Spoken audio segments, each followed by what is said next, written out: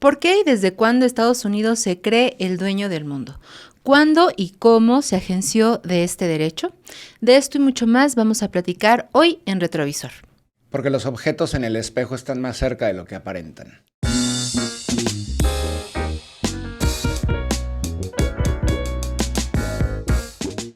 Bueno, y como cada lunes ya estamos acá en Retrovisor, muchas gracias por sintonizarnos una vez más. Cristian, ¿cómo estás? Buenas noches. Muchas gracias, Carolina. Un placer estar contigo y con toda la audiencia. Igualmente, como cada lunes, agradecemos mucho también sus comentarios, de verdad los leemos. Cristian, pues tenemos que empezar pues con dudas como siempre. ¿En qué momento Estados Unidos empieza a creer que es el dueño del mundo? ¿De dónde surge esta idea? ¿Cuándo se agenciaron de esta narrativa de poder intervenir como quieran, como les plazca en otros territorios? Bueno, pues desde que surgen como nación, en 1776. Bueno, ahí declaran la independencia en el Congreso Continental.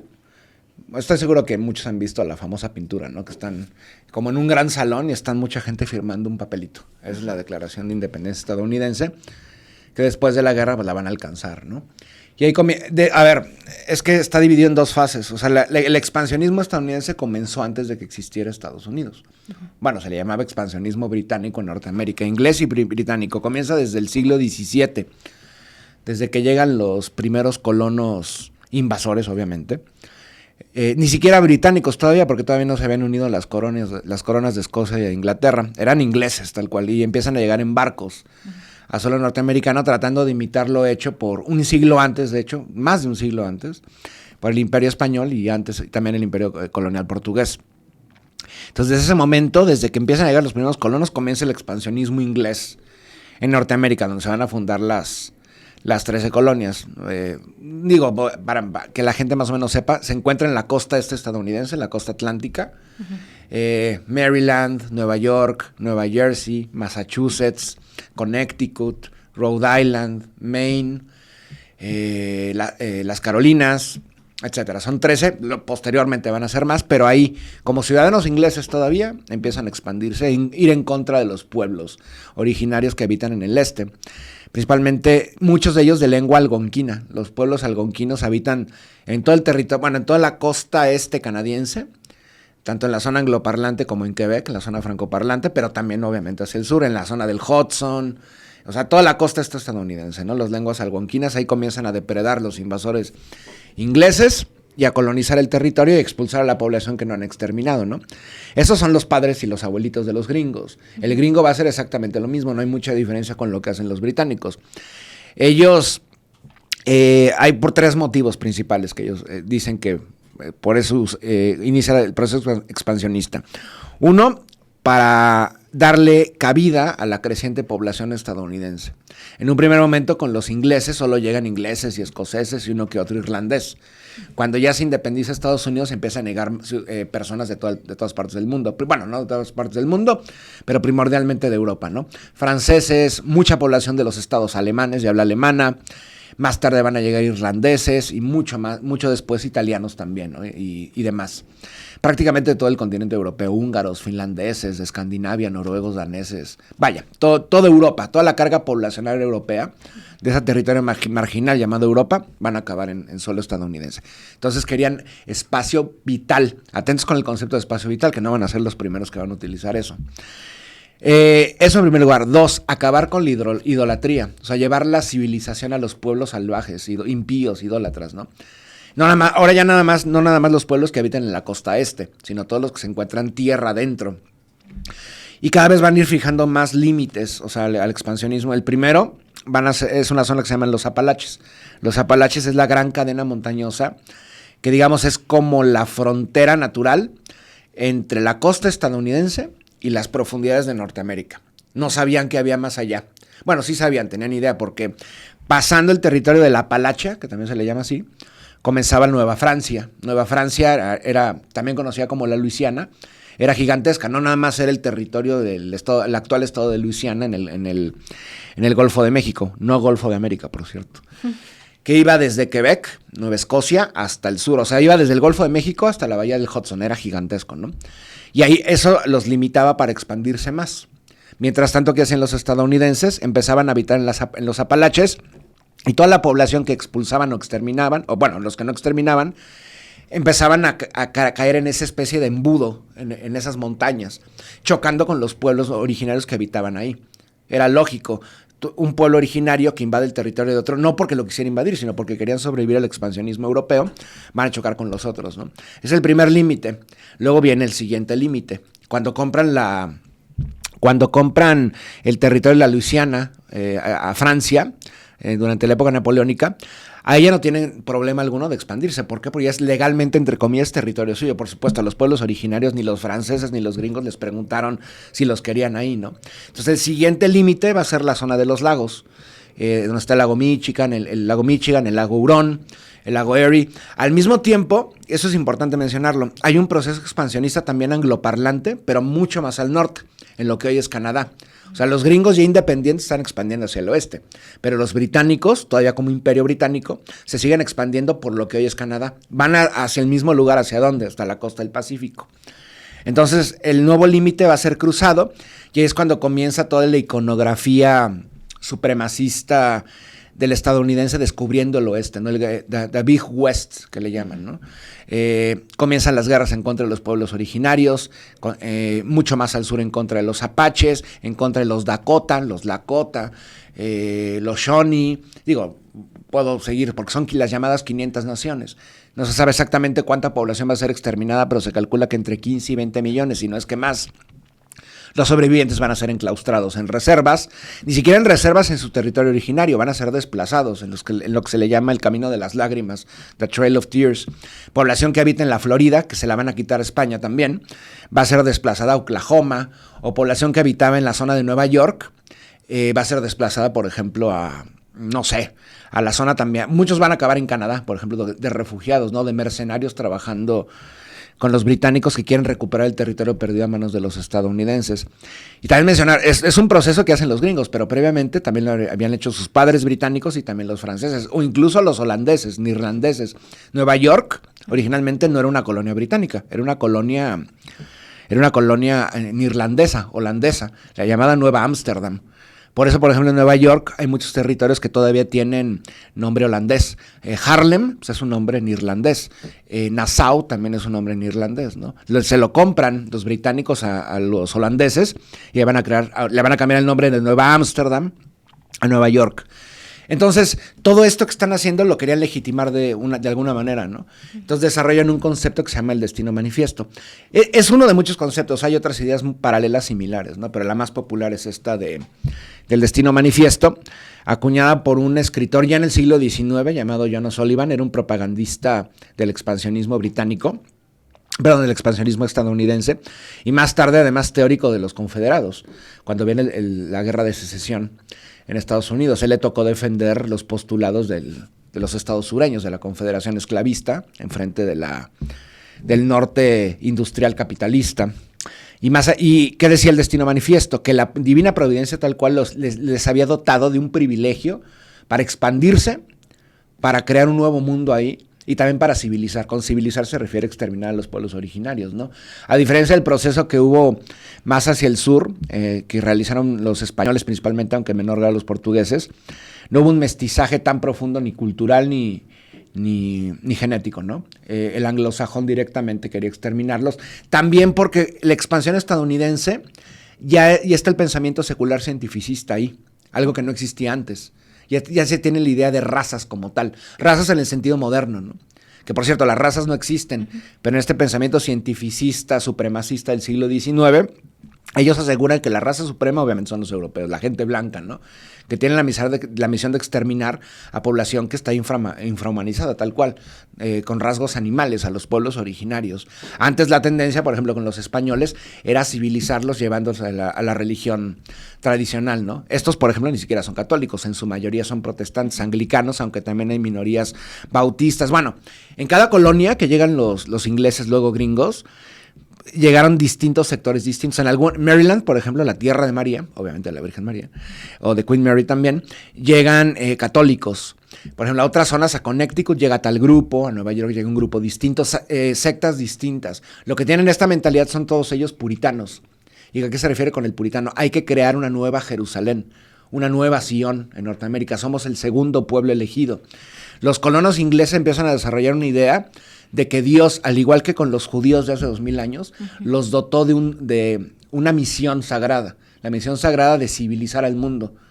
O sea, por eso te digo que además son extremadamente peligrosos porque ya lo pusieron en práctica. Ya mataron aquí entre 15 y 20 millones de personas y luego matarían a otras más, porque ellos no se conformaban con haber acabado con los pueblos originarios. De hecho, la misión, el objetivo primordial, ya en lo real, ya más allá del pensamiento mágico delirante, era llegar al Pacífico. ¿Por qué? Porque ya controlarían de costa a costa todo Norteamérica, del Atlántico al Pacífico, y tendrían salida en dirección al otro lado del Pacífico, que en el otro lado del Pacífico, China, Japón, la India, y competirle directamente a los británicos, a los franceses que habían fundado, y en irlandeses que habían fundado colonias en todo el sur de Asia, ¿no?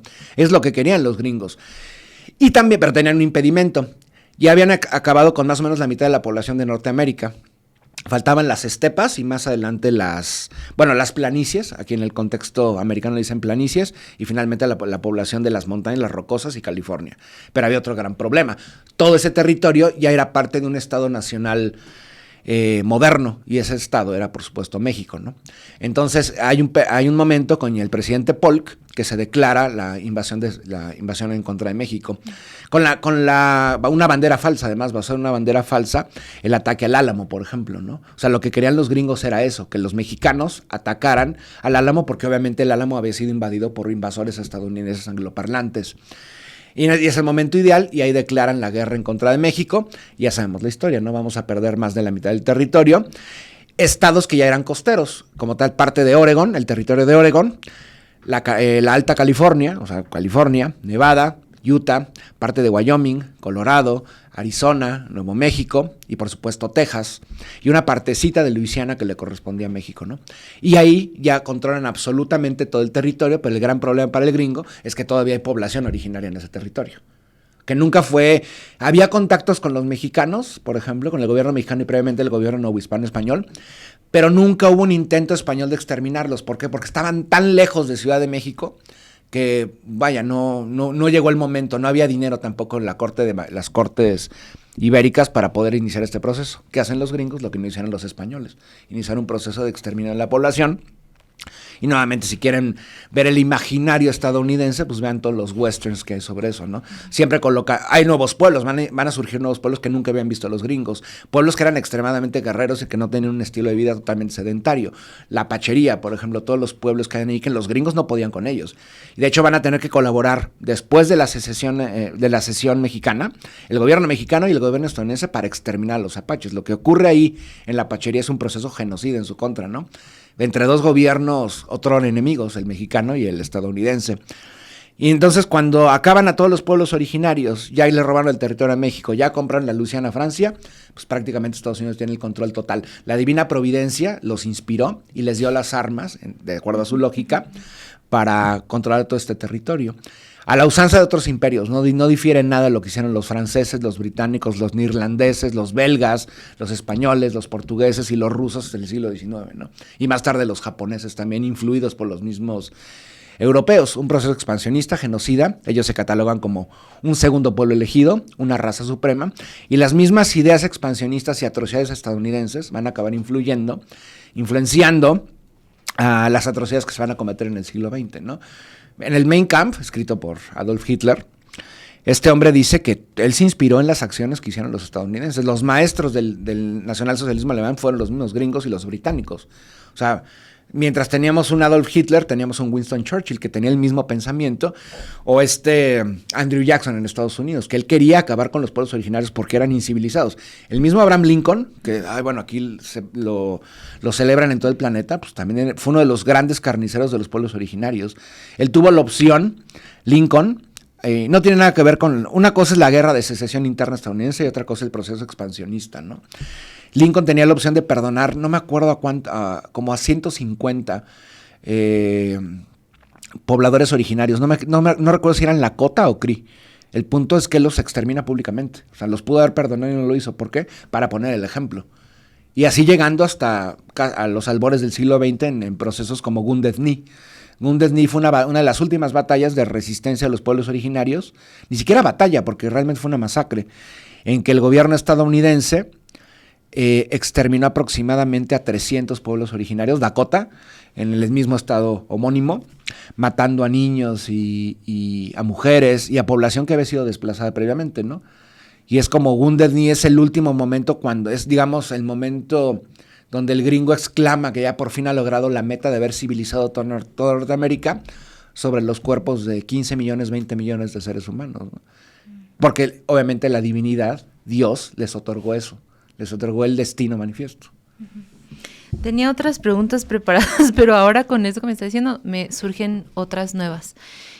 Hace ratito que mencionabas esta cuestión de las razas, porque quiero como entender de dónde puede justificarse, ¿no? O sea, un poco por lo que entiendo, como lo dices, primero estuvieron los hechos en esta cuestión expansionista e intervencionista, y me llama mucho la atención eso que platicamos hace un momento también sobre que en el propio territorio ha existido esta cuestión de exterminación, ¿no? O sea, de parte de este pensamiento estadounidense, incluso en su propio territorio, en los propios pueblos originarios de su territorio, desde entonces ya tenían esta visión, ¿no? Pero como buscando entender, o sí había realmente como una visión de ser elegidos genuinamente, o tenía que ver esta cuestión de la que hablas también sobre este supremacismo, o sea, y también la división de razas y esto de civilización, o sea, ¿en qué tú cómo puedes interpretar que esto pueda tener lógica o sentido, ¿no? O va primero los hechos y simplemente esta cuestión expansionista de acumulación incluso, y después la justificación de, bueno, pues esto se explica con esto, o sí podría anteceder alguna visión real que genuinamente tuvieran mentalmente, que si era así, que había una división y habían ellos que eran superiores y los demás que eran inferiores y tenían que ser civilizados o exterminados, ¿no? No, primero son los hechos. Okay. Porque, por ejemplo, aunque es un continuo, primero es la expansión inglesa y luego automáticamente cuando se convierten en ciudadanos estadounidenses, pues ahora es expansión estadounidense, ¿no? Pero cuando inicia el expansionismo inglés en Norteamérica, y en otros contextos también, en Australia, por ejemplo, hicieron lo mismo, o en Nueva Zelanda, todavía no hay la idea del concepto racial, racista. O sea, esos conceptos todavía no existen a comienzos del siglo XVI.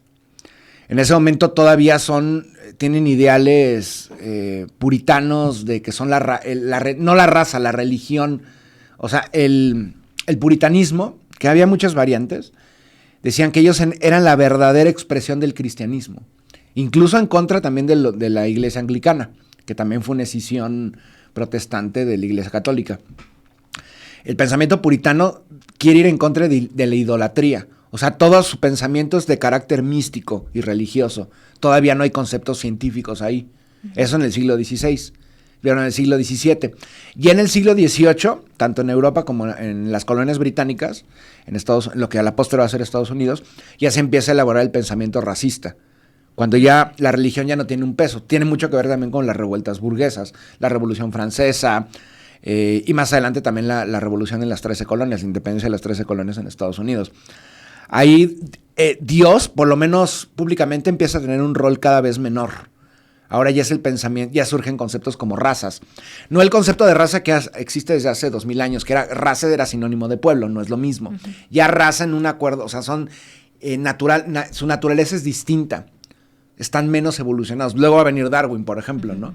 Y otras teorías evolutivas. Darwin, por ejemplo, sí, la teoría de la evolución se comprobó, sí. Es un proceso evolutivo. Pero Darwin también era un supremacista. Había darwinismo social. Bueno, obviamente Darwin no le llamaba darwinismo social, pero Darwin tenía la teoría de que había razas entre los seres humanos. Todavía no había el conocimiento de que las razas no existen en los seres humanos, ni en la taxonomía. Porque no somos tan diferentes como para decir que hay razas humanas. No, somos una sola especie. Pero bueno, eso no pensaban a comienzos del siglo XIX.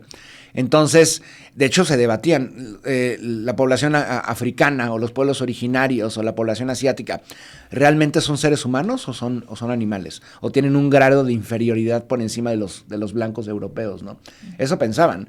O sea, antes estaban los conceptos de limpieza de sangre, ¿no? En el concepto cristiano, por ejemplo, ibérico. Ahora no, ahora ya son teorías racistas que colocan a los seres humanos como inferiores o subhumanos como dirían los nazis, Untermensch, por ejemplo, ¿no? De hecho, es muy parecido a lo que pensaban los puritanos, era muy parecido a lo que piensan el supremacismo sionista o los judíos, de que hay un pueblo elegido. O sea, ese concepto de pueblo elegido fue reconfigurado en la modernidad. Ahora son razas supremas o razas superiores. Obviamente actualmente es políticamente incorrecto decirlo públicamente, pero siguen teniendo esa mentalidad. Incluso los sionistas. Es interesante porque los sionistas son judíos. Bueno, el sionismo, hay tanto judíos sionistas como cristianos sionistas. Pero el judío sionista asegura que él es parte de un pueblo elegido. Pero estos ideales del pueblo elegido habían quedado como ensombrecidos con el paso del tiempo. En primer lugar, los judíos no son un pueblo, es un movimiento religioso. Eso hay que aclararlo. Un pueblo una religión que tiene múltiples adherentes de distintos contextos étnico-lingüísticos. No hay un pueblo judío. Existió un pueblo judío de Judea hace 2400 años, 2000 años incluso. Pero los judíos actuales son conversos al judaísmo en los últimos 2000. Pero más allá de esto, cuando el concepto de pueblo judío ya había quedado rezagado, ya no les importaba tanto, porque había un proceso asimilacionista entre los judíos europeos. Somos judíos, pero somos alemanes. O sea, realmente somos alemanes, o somos rusos, o somos polacos, o somos lituanos. De pronto las mismas teorías raciales y racistas hacen que resurja la judiofobia en Europa, pero esta vez ya no con conceptos religiosos de persecución cristiana en contra de judíos, sino conceptos racistas que colocan a los judíos como una raza diferente, cuando ni siquiera son una raza, ni siquiera son un pueblo. Étnicamente la mayoría, genéticamente, son eslavos, o son germánicos, o romances, etcétera, etcétera, ¿no? Entonces, cuando viene el proceso de exterminio de los judíos y posteriormente con la fundación del ente sionista, lo que van a hacer en contra del pueblo palestino, estoy dando un ejemplo para entender cómo piensan estos sujetos, ¿no? No importa si son invasores sionistas judíos o son estadounidenses cristianos supremacistas o británicos, tienen la misma mentalidad europea supremacista. Ellos dicen, van a retomar el concepto de hecho de, ya no pueden utilizar el concepto de raza suprema. ¿Por qué? Pues porque los grandes victimarios de los judíos europeos, los nazis, lo hicieron. Pero van a reinventar el concepto de pueblo judío. ¿Me explico? A partir del llamado segundo pueblo elegido, los gringos. Lo que hicieron los gringos, lo utilizan los sionistas para legitimar sus atrocidades en contra de Palestina, en contra de Siria y en contra del Líbano. Los colocan igual que el gringo colocaba al poblador originario, o al mexicano, o al hawaiano, o al filipino, como un ser infrahumano. Los sionistas tienen su propio sistema de categorías para nombrar a todos ellos. Son amalequitas, son animales humanos, bueno, todo lo que ha dicho Netanyahu y todo su séquito de carniceros genocidas en los últimos años, ¿no? Esto viene del pensamiento europeo. El expansionismo estadounidense, eurodescendiente a fin de cuentas, es supremacismo expansionista genocida europeo. Lo que hicieron los franceses en África o los belgas en África, de la misma manera. Los británicos también, en Nueva Zelanda, en Australia, etc. Los mismos hechos y las victorias, bueno, entre comillas victorias, los procesos de exterminio van marcando las tendencias en el pensamiento supremacista. Entre más se adentran a África los franceses o los británicos empiezan a destruir a las naciones, a los 800 pueblos que habitaban en Australia, ellos los sacamos, hemos vencido otro pueblo más. Eso quiere decir que sí somos un pueblo elegido, o una raza suprema, o una civilización superior. O sea, la misma sangre, o sea, casi los postulados de este supremacismo se escribe con la sangre de los pueblos que van exterminando poco a poco, ¿no? Y bueno, nosotros, o sea, los mexicanos de hecho son el primer estado nacional que sufre en carne propia las atrocidades estadounidenses. Antes lo habían sufrido naciones, pueblos, vaya, las 500 naciones nuevamente, ¿no? Pero ahora ya había un estado nacional muy joven también. México estaba en ruinas cuando viene el proceso expansionista estadounidense. México, después de la independencia, viene el proceso de conflicto entre centralistas y federalistas, más adelante liberales y conservadores. Los gringos ven el momento clave de intervenir en México y adueñarse todo el territorio. Y afortunadamente solo se adueñaron de eso, porque pudieron haber llegado, bueno, pusieron la bandera en la Plaza de la Constitución, aquí en la Ciudad de México, ¿no? Pero no les interesaba. ¿Por qué? En primer lugar, porque todavía no había ferrocarril. Era muy difícil llegar hasta acá. Y en segundo lugar, porque aborrecían al mexicano. Por eso no se adueñan del territorio. Había dos posibilidades: exterminar por completo a los mexicanos o no colonizarlos. ¿Por qué? Porque eran católicos, porque eran mestizos, de ascendencia indígena, de ascendencia afrodescendiente. O sea, cuando los estadounidenses celebran que tuvieron un afrodescendiente de presidente, Barack Hussein Obama, un genocida además, a pesar de, vaya, que sea afrodescendiente no te excluye ser un genocida, México, más de un siglo antes, ya había tenido un presidente afrodescendiente. Vicente Guerrero, a mitad era de ascendencia originaria, pero también afrodescendiente, ¿no? O sea, 150 años antes de Barack Hussein Obama, ¿no? Entonces, o un presidente indígena como Benito Juárez, de ascendencia zapoteca. Entonces, por eso no se adueñan de todo México, porque no podían, como un católico, mitad indio y mitad negro, va a poder ser ciudadano estadounidense. No, mejor explotemos a perpetuidad México y utilicémoslos como un estado colchón, si es necesario, ¿no? Y utilicemos su mano de obra para enriquecernos. Y los mexicanos van a ser los que van a construir el ferrocarril junto con los chinos en suelo estadounidense, etcétera, ¿no? Y la misma labor que siguen haciendo los mexicanos. Entonces, este expansionismo está marcado justamente por más bien, el pensamiento expansionista supremacista del destino manifiesto, de la doctrina Monroe, se va transformando conforme se va expandiendo Estados Unidos y Estados Unidos va creciendo, ¿no?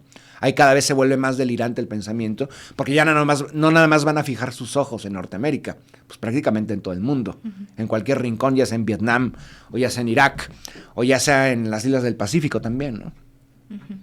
Y hablando ahora esto de la doctrina Monroe, esto de América para los americanos, sé que será un tema muy, muy amplio, pero ¿nos puedes un poco ahondar como en esta parte, sobre todo en vistas a las invasiones, las intervenciones que han habido en Latinoamérica de parte de Estados Unidos y cómo se ha justificado golpes de Estado, a veces muy obvios, a veces velados, cómo ha operado esto?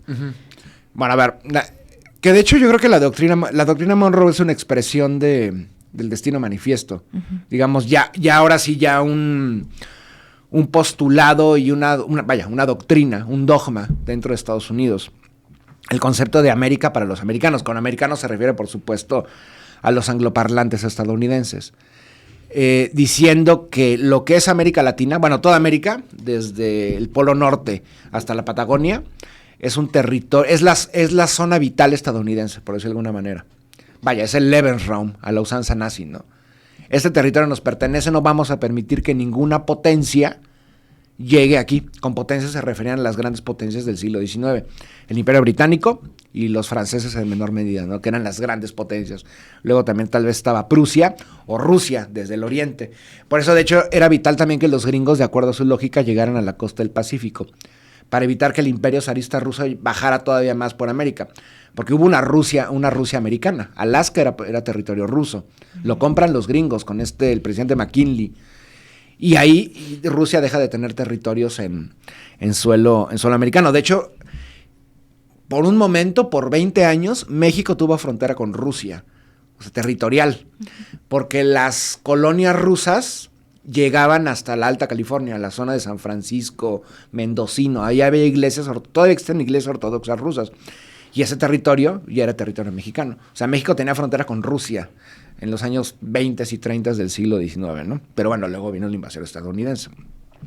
Entonces, el destino manifiesto va de la mano de la doctrina Monroe. La doctrina Monroe, del presidente Monroe, pero realmente quien la anuncia no es Monroe, es el futuro, el presidente que le va a seguir, John Quincy Adams. John Quincy Adams era asesor de James Monroe y va a declarar la doctrina que le van a llamar Monroe, pero realmente que el cerebro de todo es como, no sé si le llamaran la doctrina Nixon, pero realmente quien lo operó fue Kissinger, por decir un caso, ¿no?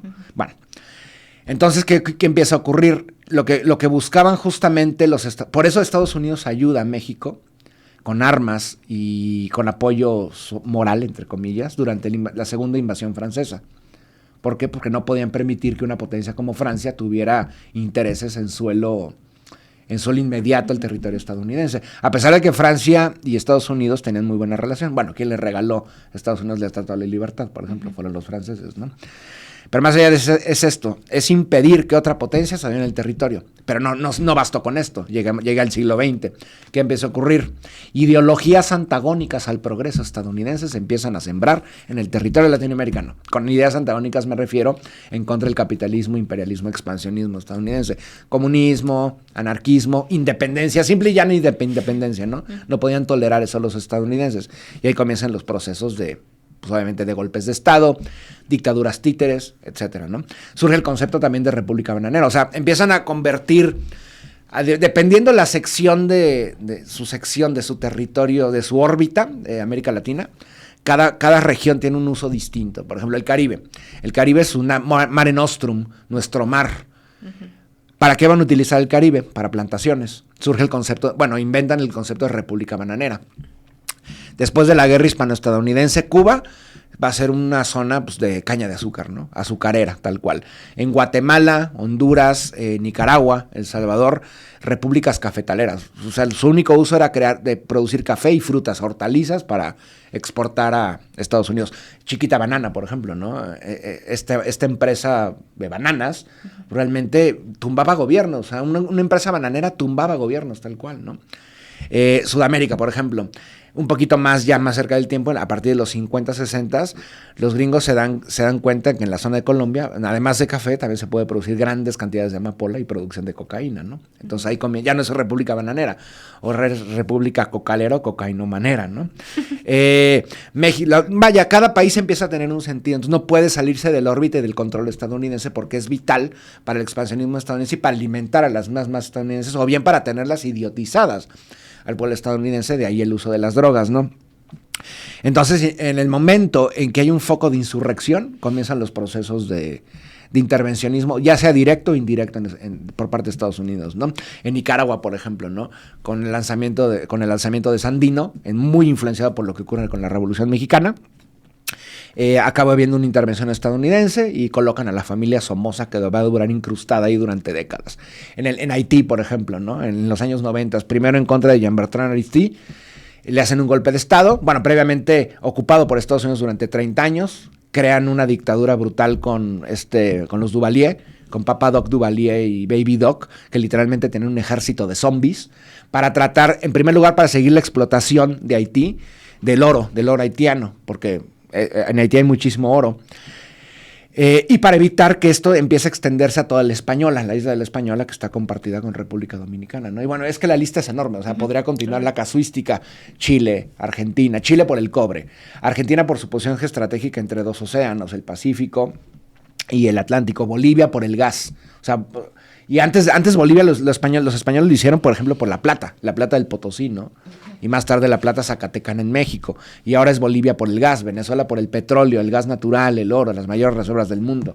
O sea, Estados Unidos ha encontrado su caja chica en América Latina, y no van a permitir que nadie se adueñe de ellos, ni siquiera los pueblos a quien legítimamente le pertenecen esos recursos, ¿no? De ahí la doctrina Monroe, parte también del Destino Manifiesto.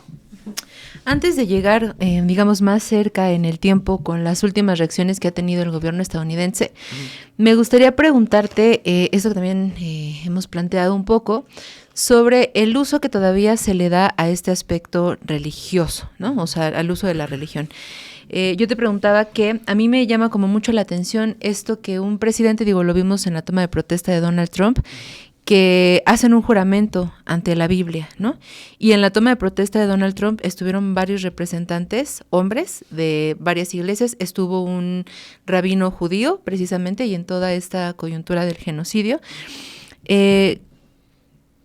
Y el contraste, por ejemplo, con esta obispa que de algún modo confrontó al presidente, que se veía como muy incómodo cuando le hizo ver, ¿no?, esta cuestión de los derechos humanos, ¿no? Que habló, por ejemplo, de los migrantes, y se veía Donald Trump muy incómodo, lo que contrastaba con esta visión de jurar en la Biblia y con estos otros religiosos, ¿no?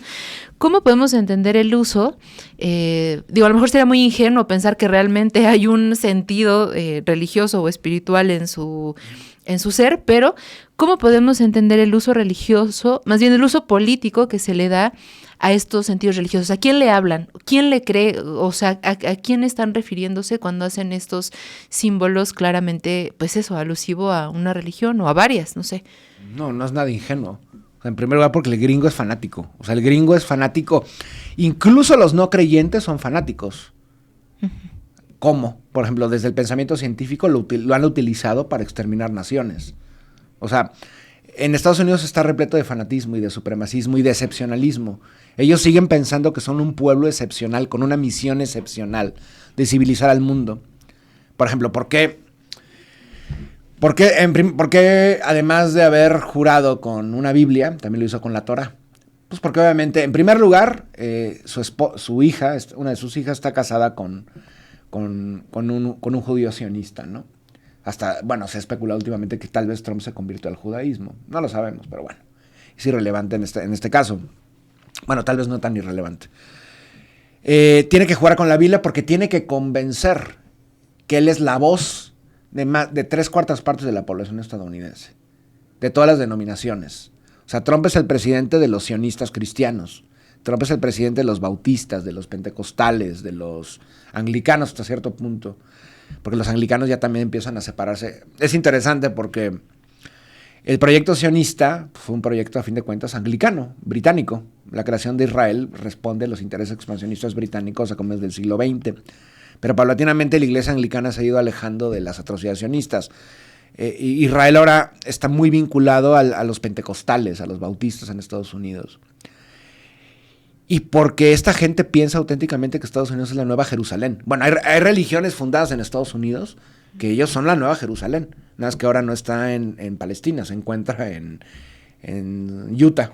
Los mormones, por ejemplo. Los mormones creen que son un pueblo elegido. O sea, de acuerdo a la visión mormona, se les apareció un ángel en la costa estadounidense y ese ángel les dijo que tenían que expandirse a todos los puntos cardinales y llevar un nuevo evangelio.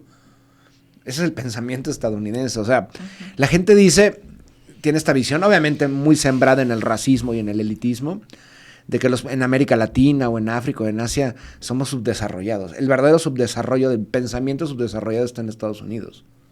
O sea, no porque hayan sido una potencia industrial, y además esclavista también, que sirvió eso para el expansionismo, quiere decir que el pensamiento supremacista no ha sido erradicado. O sea, el pensamiento mágico está a flor de piel en Estados Unidos.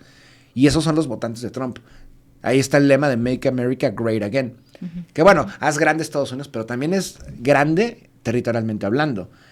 Y Donald Trump es seguidor de Andrew Jackson. O sea, es un expansionista también. No por nada quería compararle Groenlandia al gobierno danés. La gente no lo sabe, pero también los daneses iniciaron un proceso expansionista en América. Groenlandia es parte de América. O añadir a Canadá, ¿no? O Canadá. Ahorita hay un movimiento secesionista en Alberta para separarse de Canadá y unirse como el estado 51 en Estados Unidos. Y de hecho es interesante porque está viendo... Porque es importante Alberta, por ejemplo, por los hidrocarburos que hay ahí.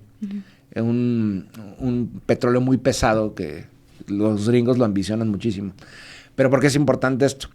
Porque tan pronto ciertos sectores de la política en la provincia de Alberta, en Canadá, dijeron que querían unirse a la Unión Estadounidense, de pronto salieron, creo que pueblos originarios, si no me equivoco, iroqués, no sé de qué pueblo originario, y dijeron, no, antes de que el gobierno de Alberta se separe de Canadá, tenemos que nosotros que declarar independencia, ni pertenencia a Canadá, pero mucho menos a Estados Unidos.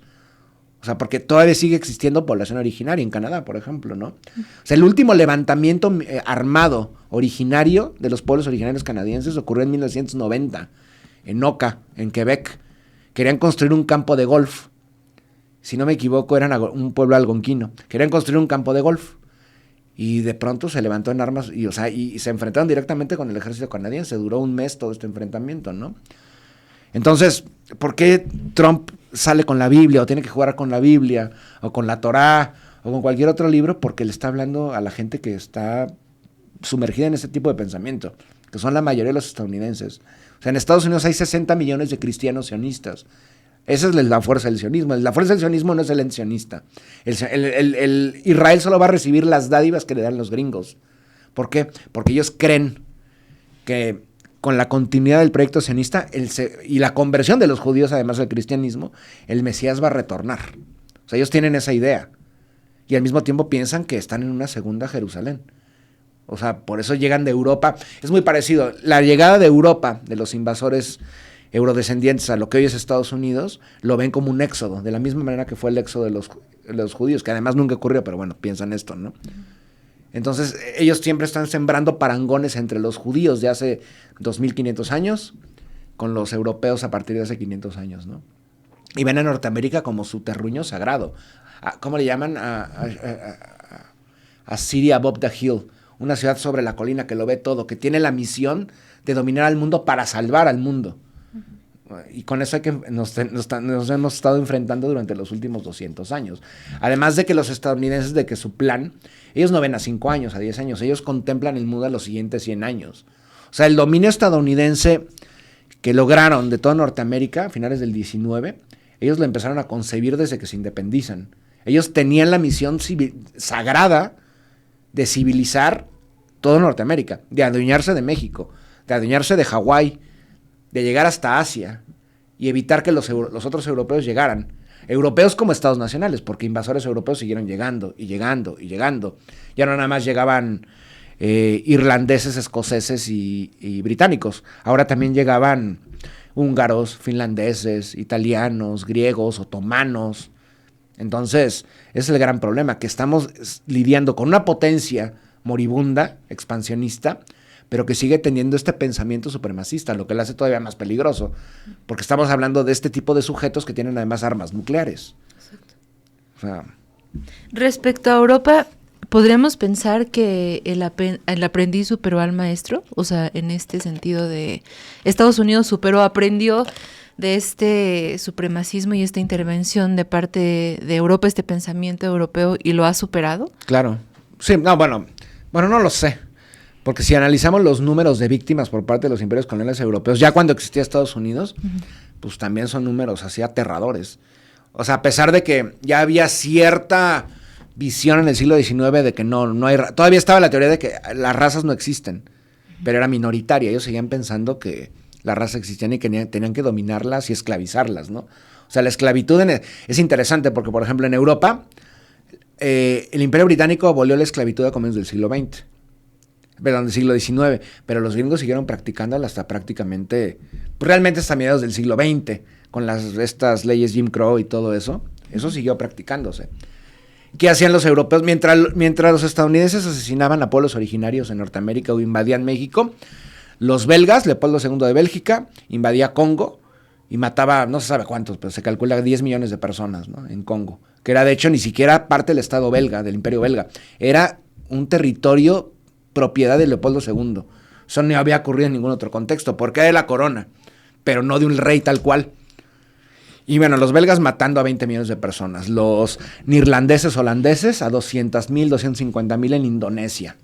Los españoles, pues, o sea, es interesante porque la historia cubana, después del fin del Imperio Colonial Español, automáticamente llegan los gringos. O sea, Cuba dejó de ser territorio español para convertirse en un estado, bueno, en una colonia estadounidense, ¿no? O sea, los españoles seguían utilizando pues, esclavos, tal cual, para las plantaciones en Cuba. O los bueno, o sea, no, creo que son procesos similares, van a la par, ¿no? Tal vez por los números sí el estadounidense acabó. O sea, a ver, es interesante porque el gringo mató más pobladores originarios que los nazis judíos. ¿Me explico? Y los nazis siguieron haciendo las mismas atrocidades basadas en el pensamiento gringo. El gringo desarrolló el concepto que era algo llamado la zona de la libertad. La zona de la libertad tiene que expandirse. O sea, con libertad se refieren a los... ya sé, están locos, ¿no? Este concepto de la zona de libertad, pero también conocido como espacio vital, lo van a reinventar, lo van a utilizar los nazis. Es exactamente lo mismo, es el Lebensraum. El Lebensraum que tenía la raza germánica, la necesidad y misión de expandirse hacia el oriente. Por eso van en contra de la Unión Soviética. Obviamente para adueñarse de las materias primas, el gas, por ejemplo, y el petróleo y el gas del Cáucaso, pero también para darle cabida a una población creciente del Estado alemán. ¿Y cómo lo iban a hacer? Exterminando a los pueblos eslavos. Se habla del exterminio de judíos, pero no se habla del asesinato de 27 millones de ciudadanos soviéticos, eslavos, túrquicos. Los dos países con más víctimas en la Segunda Guerra Mundial son la Unión Soviética, con 27 millones, asesinados por los nazis y sus tropas colaboracionistas, y los chinos, con entre 14 y 17 millones. Son dos potencias que siguen siendo asediadas por Occidente 80 años después, ¿no? Entonces, fueron procesos paralelos. O sea, mientras los nazis mataban judíos o mataban eslavos, los británicos mataban indios en Bengala. Churchill procuraba el genocidio de más de 7 millones de personas en la India, ¿no? Es el pensamiento europeo. O sea, y es el pensamiento de una Europa o un Estados Unidos que está permitiendo que el ente sionista extermine a 250,000 palestinos en menos de 2 años. ¿Por qué? Porque la visión continúa. No importa si son invasores eurodescendientes en Estados Unidos, o europeos en Sudáfrica, o en el Congo, o judíos europeos sionistas en Palestina. O sea, la meta es igual, nos siguen viendo como seres inferiores, tal cual. Claro. Y además, como sigue avanzando, podemos ver esto milenario, pues, ¿no? A lo mejor estaría bueno, díganos qué piensan, como en otro programa, irnos todavía más para atrás, ¿no? O sea, pienso como en esta cuestión de la esclavitud en la propia cuna de la civilización en los griegos, pero no sé si más atrás todavía podemos irnos o hasta dónde llegar, como explorar el origen de este pensamiento, ¿no? Y sí, ahorita que dices lo de la... Es interesante porque en la época romana y en la época griega, de las poligriegas, los griegos esclavizaban a todo el mundo. Sí. Y también eso, o sea, lo que decías hace rato o sea, incluso filósofos, ¿no? Como Aristóteles, esta cuestión de la esclavitud y ver a los esclavos como si fueran no humanos, pues. Sí, como una y esa propiedad, es la cuna como de una la mercancía. Eso dicen ellos. Pero justamente, dicen que inventaron la democracia, ¿no? Y que inventaron todo también, ¿no? Pero a ver, nombraron algo, le pusieron democracia, demoscratos, pero no, la democracia siempre ha existido. Los griegos la llamaron de esa manera, pero desde el Paleolítico en África, antes de que salieran los seres humanos de África, ya había democracia. No hubiera habido civilización sin democracia desde el origen del ser humano, porque tenían que organizarse y eran un colectivo. Nada más que los griegos le nombraron democracia, ¿no? Pero los griegos, en esa democracia no había mujeres, no había esclavos, no había campesinos. O sea, no había mucha diferencia entre Esparta, que era una dictadura militar, y Atenas, que era una dictadura de la clase acomodada. Lo mismo Roma. Ese mismo ideal, por ejemplo, de destino manifiesto, lo tenían los romanos, en un concepto que se llamaba romanitas. Era, digamos, la romanización, llevarle el ideal de Roma a los bárbaros. ¿Quiénes eran bárbaros? Todo aquel que no fuera romano. O sea, se atrevían los romanos a llamarle a los egipcios bárbaros, cuando eran una civilización que los antecedía por 4,000 años. Lo mismo los griegos. Es que estaba el bárbaro culto y el bárbaro salvaje. El bárbaro harapiento, pero también el bárbaro elegante. Todos eran bárbaros, de acuerdo a los griegos, porque eran civilizaciones supremacistas, helenocentristas, romanocentristas, como también hay eurocentrismo, ¿no? El eurocentrismo, toda esa carga peyorativa que tiene en contra de todos, que no sean europeos o eurodescendientes, lo mismo lo pensaban los griegos. Es la misma idea. Y de hecho, en esta idea de Occidente, ¿cuál es la genealogía de Occidente? De acuerdo a esta lógica. Grecia, Roma, luego viene el terror de la Edad Media, ¿no? Que es la Edad Media la Edad Media no existió. O sea, la Edad Media es un concepto inventado en el siglo XVI, XVII. O sea, la historia continuó. Y de hecho, es bien interesante. El gótico germánico, pues es muy interesante. O sea, es la continuidad de todo lo previo, ¿no? No hubo rompimientos, pero también continuidades, ¿no? Y es eso, o sea, pero es que este es el pensamiento supremacista que hay que enfrentar. Y luego el renacimiento también europeo. Sí, es una impostura también. Sí. O sea, el renacimiento, ya sea el 400, el 500, o lo que hicieron los holandeses y neerlandeses, pues son momentos interesantes, pero ¿qué hacían los chinos mientras, no? O sea, que lo que era, mientras Occidente vivía esto, tenemos a los chinos con la dinastía Tang y la dinastía Song. O sea, ahí era el epicentro del mundo. Solamente que desde América Latina nos es muy difícil verlo porque estamos ensombrecidos por la historiografía y la visión eurocéntrica de todo, porque tenemos Estados Unidos y tenemos Europa por acá. Y es la historia que sabemos. Es lo que veremos en un siguiente episodio, seguramente, sobre la educación, la visión que tenemos del mundo, que está también determinada por esa enseñanza eurocéntrica de que nos contaron la historia de una manera determinada. Pero bueno, eso lo veremos en un siguiente programa. Pero antes, para seguir hablando de Estados Unidos, quisiera preguntarte sobre esta nueva ola reciente. Bueno, a ver, no sé qué tan reciente, pero bueno, han ocurrido algunos sucesos últimamente que parecen, quizá a todas luces, pero demostrar que pese a esta relación que por lo menos el gobierno de México ha sido como muy categórica y fuerte en decir, estamos por lo menos pugnando, ¿no? Por ser como una relación entre iguales y no sometimiento y tal, y que esta es una postura, digamos, que ha establecido el gobierno federal.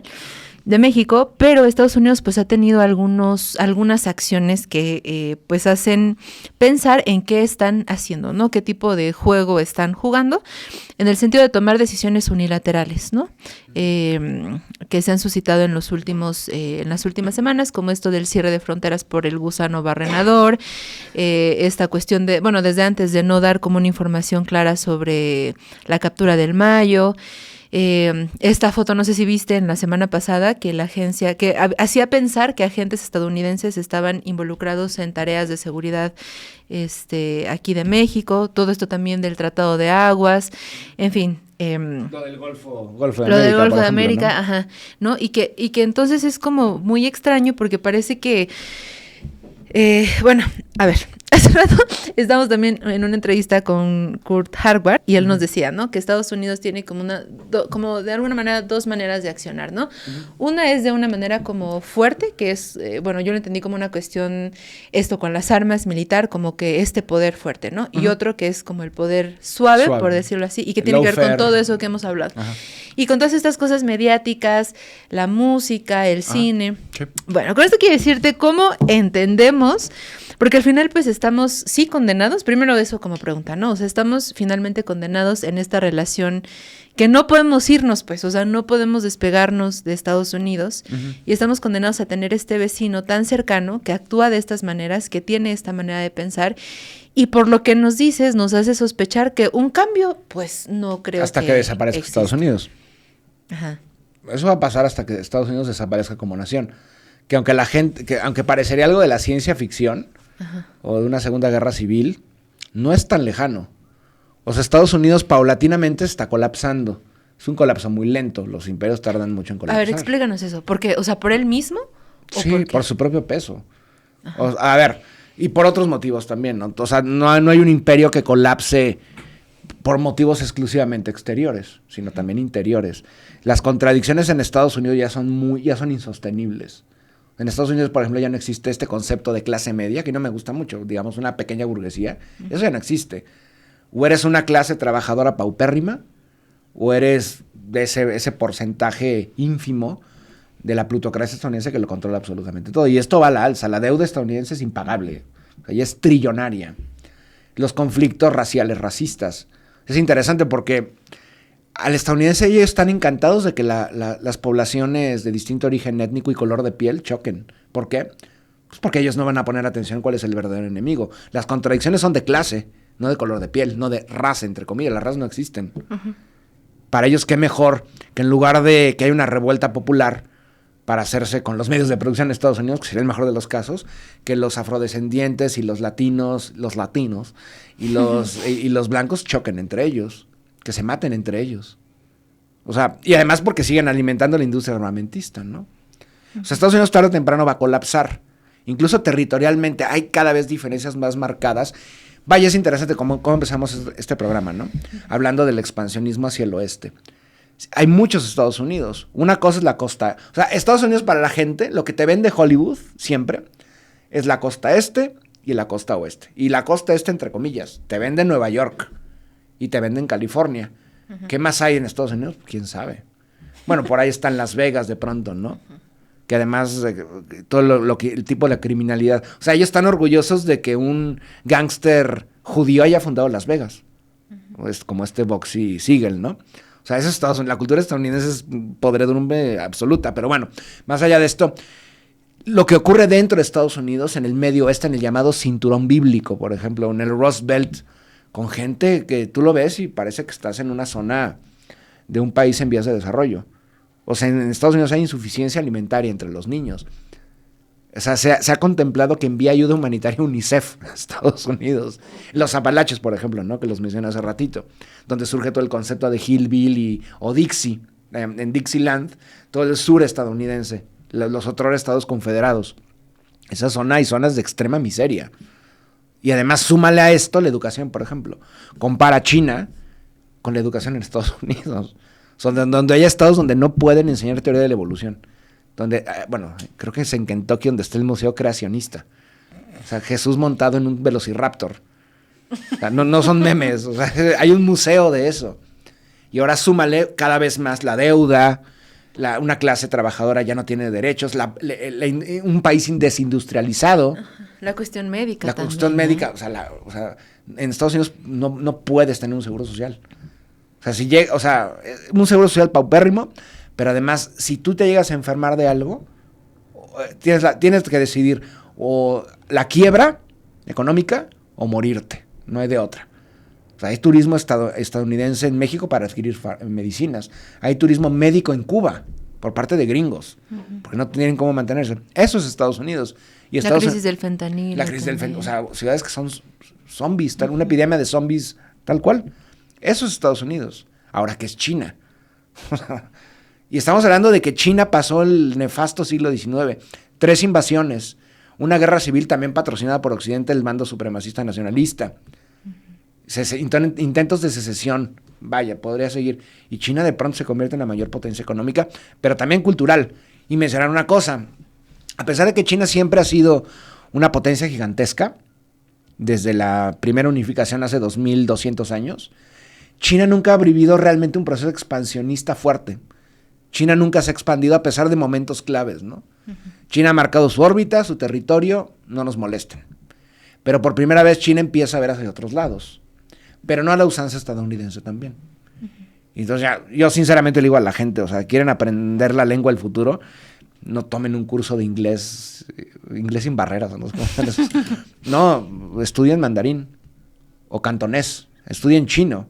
Creo que eso, o estudien lenguas austronesias, porque ahí viene Indonesia también. Es una superpotencia. También Estados Unidos, el gran problema de nosotros es que estamos hacia el sur inmediato de Estados Unidos. Entonces, pase lo que pase en Estados Unidos, va a haber, obviamente, consecuencias en México. Y más si consideramos que hay casi de 50 millones de mexicanos en suelo estadounidense, si no es que más. O sea, también ha ocurrido un proceso de reconquista lento. Igual los mexicanos allá todavía no lo entienden, pero en Texas y California se habla más español que inglés. Y en Arizona y Nuevo México van por ahí también, ¿no? Entonces, tarde o temprano, pues, creo que el escenario estadounidense va a cambiar, incluso geográficamente, políticamente. Ok.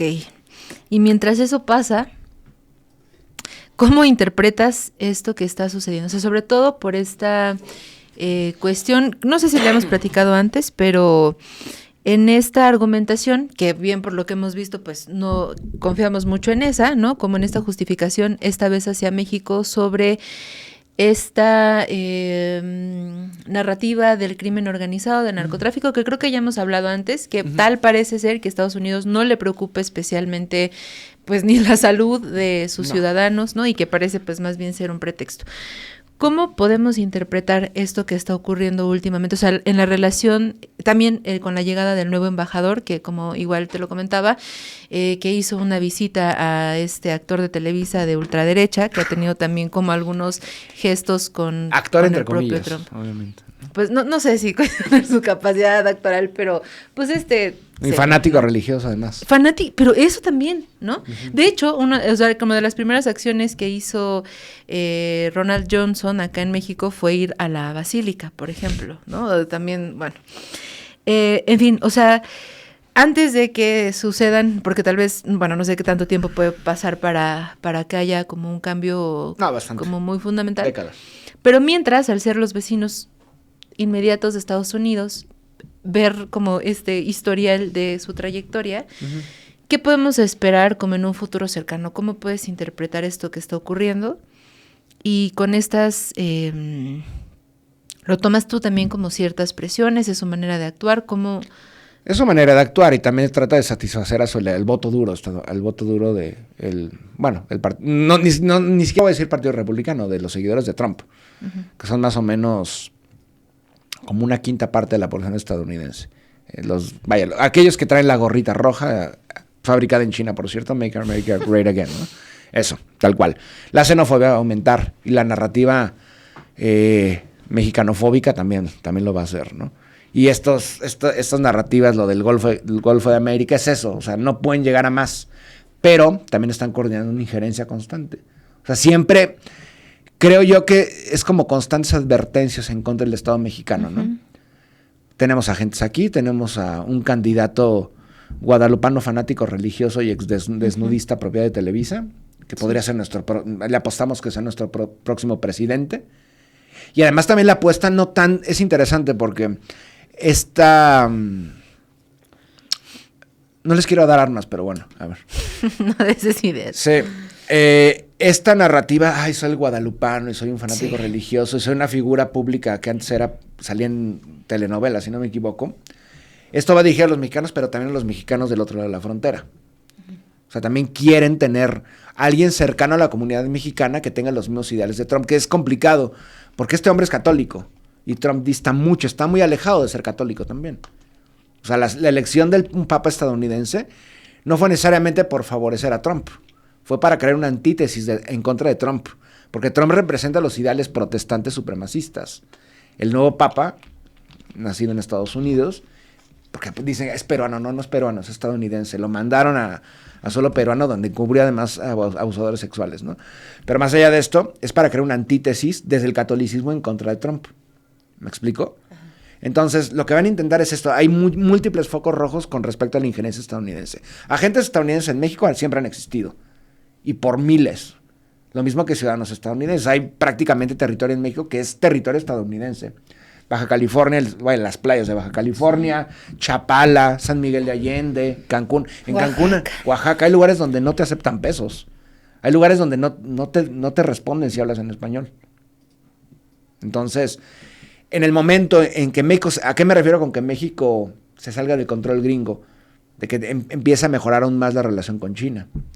O que se empiezan a hacer acuerdos con otros países. En ese momento, les hacemos un desmadrito en Sinaloa, por ejemplo, ¿no? O sea, creo que hay muchísimos elementos para decir, si Estados Unidos quiere hacer una injerencia, pero es lo mismo que ocurrió hace 100 años, bueno, poco más. La excusa gringa era cazar a Pancho Villa, pero la excusa gringa era tratar de entrarse cada vez más al territorio mexicano. No lo lograron, pero también bombardearon Tampico y bombardearon Veracruz, y me refiero al siglo XX. Entonces, el corredor de Tehuantepec, por ejemplo, ¿no? El transísmico. Pues eso es un proyecto gringo, pero están muy preocupados por la influencia que puede tener China, ¿no? Porque China también puede invertir capital. Y tiene mucho que ver con los acuerdos que se hacen en el último cuarto del siglo XIX entre el gobierno mexicano y el gobierno estadounidense, ¿no? O sea, de que sí, eres un estado independiente, pero tienes tus límites. No pases esos límites y seguiremos siendo Mr. Amigo, como le llamaban los presidentes mexicanos, los estadounidenses al mexicano, ¿no? Sigan en esta misma dinámica, con agentes estadounidenses en la presidencia de México, como Echeverría, un litempo, y no pasará nada. Sálganse de esto y les vamos a crear una injerencia narcoterrorista aquí, ¿no? Uh-huh. O sea, la gente piensa auténticamente que los cárteles son controlados desde, en Sinaloa. O en Ciudad Juárez, no. Los cárteles los controlan desde Washington, desde Nueva York, desde Londres. Los inventores del narcotráfico son los británicos, y lo siguen siendo. Y siguen controlando y triangulando todo el narcotráfico a nivel global, desde Afganistán hasta América Latina. Entonces, sí, es lamentable eso, sí. Estados Unidos vive un periodo moribundo, un periodo crítico, pero es cuando más peligroso es. Y yo lo que siempre he mencionado es que tarde o temprano el imperialismo estadounidense va a vivir un proceso de contracción. ¿A qué me refiero con esto? Tienen muchísimas bases en todo el mundo, casi 800 bases en todo el planeta, ¿no? Pero tarde o temprano va a ser extremadamente peligroso tenerlas. Entonces, ¿qué van a hacer? Pues defender su órbita inmediata. ¿Cuál es su órbita? El Caribe, el Pacífico inmediato, o sea, la costa oeste de Estados Unidos, y el sur. ¿Cuál es el sur? De acuerdo a su lógica, México y Centroamérica. Incluso parte de Colombia también, ¿no? Uh-huh. Eso es donde se van a concentrar los estadounidenses en los siguientes 50 años, en su propio, entre comillas, territorio, haciendo valer el destino manifiesto y la doctrina Monroe. O sea, cerramos el programa con un círculo porque retornamos a donde comenzamos, ¿no? Entonces, pero todavía falta mucho. Bueno, no falta mucho, pero ya se puede empezar a ver, pero está lejanos. Mientras tanto, hay que considerar que pues, tenemos un Trump ahí. Pero no es la primera vez que esto pasa, o sea, Trump es solamente una faceta más. Yo prefiero tener un Trump, un Biden. Uh-huh. Trump es un cínico. Biden, pues era un hipócrita. Uh-huh. Entonces, veremos qué ocurre. Pues veremos qué ocurre. Pero aprendan mandarín. Está difícil, ¿no? También. Sí. Bueno, Cristian, pues no sé si quieras cerrar con algo un poco optimista, por favor. ¿O qué? Sí, hay maneras de resistir también, ¿no? O sea, me refiero, Sí, claro. pues, como esta parte, digo que a lo mejor da también para otro capítulo, seguramente sí, pero también en esta especie de, no sé si decirlo, colonización, que tenemos también en ciertos símbolos, que a veces podemos no darnos cuenta, pero que podemos estar como nutriendo esta idea de pensar y digamos como un poco de alabar la imagen de Estados Unidos, ¿no? Por medio del cine, por ejemplo, esto de La música. la vestimenta. Ajá, todo. los productos, pues, será otro tema también esta cuestión, por ejemplo, de las plataformas. Sería las redes interesante hablar de sociales. eso un día. Sí. Díganos ustedes también con qué dudas se quedaron, con qué comentarios lo estaremos aquí revisando. Pero, Cristian, no sé si quieres cerrar con algo un poco esperanzador, porque sí, es un poco, o qué, o sea, no, bueno, siempre hay esperanza. La esperanza es lo que muere al último. Creo que generar nuevas narrativas también, ¿no? O sea, a pesar de que sí estamos, como lo mencionas, ¿no? Hollywood, la música, pues también hay otras alternativas, no solamente propias de solo mexicano. A ver, también me suena algo, no hay nada original, o sea, no hay nada puro. O sea, incluso la música mexicana tiene múltiples elementos. Sí, claro, la música, por ejemplo, norteña, pues es la polka reconfigurada al contexto mexicano, ¿no? No sé, el son jarocho o el son huasteco, pues tiene elementos también de la música de las Antillas, pero también del otro, africana, etcétera. Entonces, creo que siempre hay que desarrollar nuevas narrativas, no solamente, pues bueno, porque es interesante tener tu propia identidad, ¿no? Sino también porque son mecanismos de defensa frente a la injerencia más sutil también, ¿no? Que es la más perversa en el cine. O sea, la gente, yo creo que ya está hasta el hastío del cine de superhéroes, por ejemplo. Pero ¿no? es el que más... Sí, es el que más vende. Porque es una... Creo que el cine estadounidense es escapismo puro y duro. No involucra reflexión alguna. No involucra también al mismo espectador como parte, como un reflejo de lo que vive el protagonista, o incluso, bueno, también puede ser un documental. El cine estadounidense es escapismo en una situación delirante, que es un reflejo también del mito estadounidense. O sea, Estados Unidos siempre necesita tener alguien que los... Se han fijado que siempre, en el cine estadounidense, no solamente superhéroes, sino también ciencia ficción apocalíptica y demás, siempre hay una amenaza de algo. Sí, y externa. Algo lo está amenazando. O sea, puede ser una nación rival, puede ser una amenaza extraterrestre, puede ser algo sobrenatural, etcétera. Siempre hay una amenaza. No hay como una convivencia con el otro. Dentro de Estados Unidos, pero también fuera de Estados Unidos. Es lo interesante, crear narrativas donde no tenga que haber una antítesis obligada. Porque la antítesis de Estados Unidos es lo mismo que ocurría con Roma y con Grecia. ¿Quién es la antítesis de Estados Unidos? El mundo entero. Tienen sus propios deportes, su propio cine, bueno, su propio sistema métrico, etcétera, ¿no? Ellos no manejan metros, tienen sus yardas y demás cosas extrañas. Creo que lo importante es generar nuevas narrativas porque tarde o temprano las vamos a tener que utilizar para defendernos. Porque la injerencia está todo el tiempo y va a aumentar. Entonces creo que es lo importante, generar nuevas narrativas solos o también de la mano con el sur. Ver hacia el sur porque de ahí venimos y pertenecemos a ellos, ¿no? Bueno, pues sin duda de esto se derivarán muchos temas más. Están muy, muy fuertes estos programas. Sí, pero... Están muy buenos. Pero... Sí. Y creo que es necesario. Pues, claro, ¿no? que lo es. En los comentarios que nos dejan pensamos que nuestra audiencia, especialmente, o sea, no es por echarnos porras, pero pienso que especialmente la audiencia de Retrovisor tiene un interés como genuino, ¿no? En comentar, en expresar como sus ideas, lo cual agradecemos muchísimo, tomamos en cuenta sus comentarios y estamos ahí haciendo las anotaciones para los temas de los siguientes retrovisores. Y de acá saldrán seguramente pues otros cuestionamientos, más preguntas, porque da para muchísimo más. Sí, claro. No podremos estar horas aquí. Sí. La gente tiene que vivir. Sí. Bueno, sí. Bueno, pues con esto terminamos. ¿Te parece el retrovisor Perfecto. del día de hoy? Increíble. Escríbanos, si les gusta, suscríbanse, denos like. Bueno, me gusta. ¿Cómo se dirán en mandarín?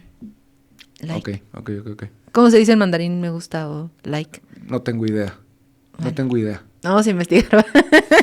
Para no decir like. Bueno, pues cuídense mucho. Nos vemos el siguiente lunes, si así nos lo permiten. Y Cristian, no sé si quieres despedirte con algo. Yo me crié en los 80s. Ahí, o sea, la moda de la pequeña burguesía urbana capitalina era aprender inglés, que los niños aprendieran inglés. Sí. Si me hubiera criado, tal vez ahorita, pues igual hubiera buscado pues, aprender mandarín, ¿no? Tampoco había las posibilidades de ver cosas como hay ahora, ¿no? Ahí es el gran problema, y creo que también eso es lo que preocupa a los gringos. Lo contraproducente de la creación de redes sociales es que no nada más nos llega lo gringo, nos llegan otras visiones, que es lo interesante, ¿no? Sí, la globalización fue la occidentalización de todo, pero también acercó a México u otras zonas del sur global con otras realidades, más semejantes a nosotros que lo gringo. Lo gringo, por más cercano que lo tengamos, no es tan similar a lo nuestro. Yo me siento más identificado con un africano o con un sudamericano, o incluso con un chino, que con un gringo. Por lo menos yo no quiero matar al africano, mientras el gringo nos quiere matar. Ok. Y vendrá por nosotros. No, nada. Bueno, pues con este mensaje de esperanza... No va a dormir la gente. No. Con este mensaje de esperanza terminamos este retrovisor. Sintonícenos la semana que viene. Cuídense mucho, déjenos sus preguntas, sus comentarios y nos vemos dentro de 8 días. Bye.